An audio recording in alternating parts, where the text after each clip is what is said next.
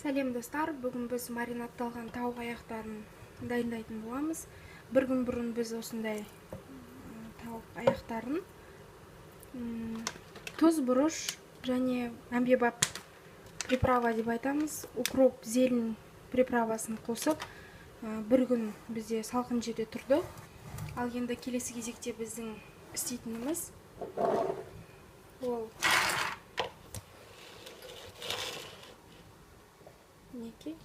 майонез қажет болады. Бұны да бір күн бұрын құйып қойсаңыздар, араластырып қойсаңыздар болады. Бірақ біз дәл салар алдында істейтін боламыз. Бізге осынша майонез жеткілікті. Және керек болатыны бұл бізде Қытай аджикасы деп айтамыз. Ащы қызыл бұрыш. Көп қоспаймыз. Мінекей, осынша бізге жеткілікті. Мұқият араластырып,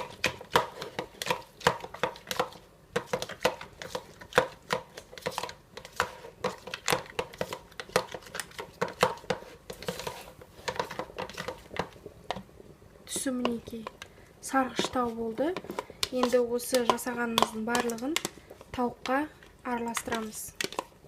Тауық аяқтарына. Бұл бізде үйде жасалған кауап деуге де болады, немесе маринадталған тауық аяқтары десек те болады. Өте дәмді.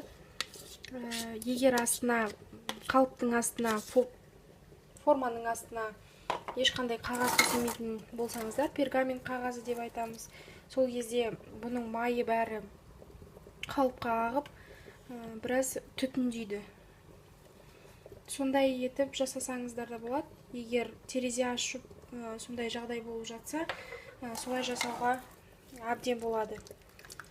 Түтін иісі сынып, нағыз кауап сияқты болып піседі.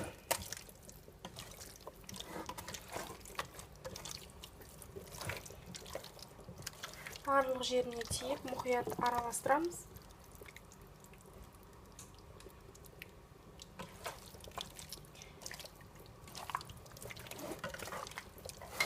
Осылайша тауық етін жақсылап араластырып, 20 минуттай біраз салқын жерге қоя тұрамыз. Мінекей біздің 20 минут уақытымыз өтті. Келесі кезекте біз жай ғана бір-бірлеп осылай пісіре берсеңіздер де болады.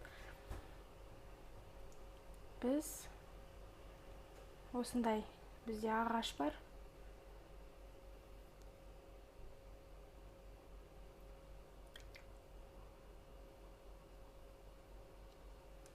Барлығын осы ағашқа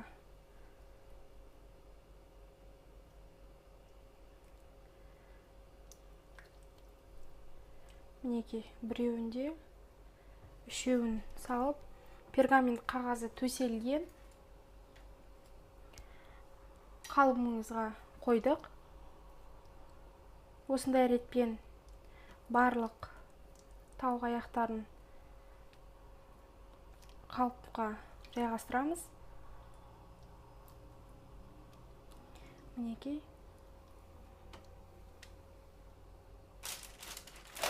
Сіздерге көрініп тұрғандай осылай істейік. Мінекей достар, біз пешімізді 180 градусқа және 40 минут уақытқа асты мен үстін қосып, ал енді келесі кезекте біз дайындап қойған тауықтарымызды салатын боламыз.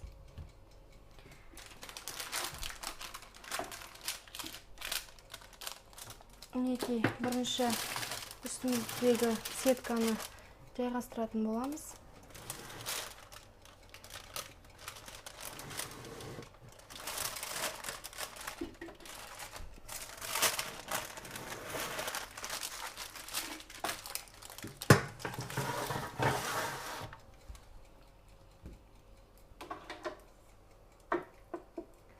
Мінекей тауықтарымызды салдық.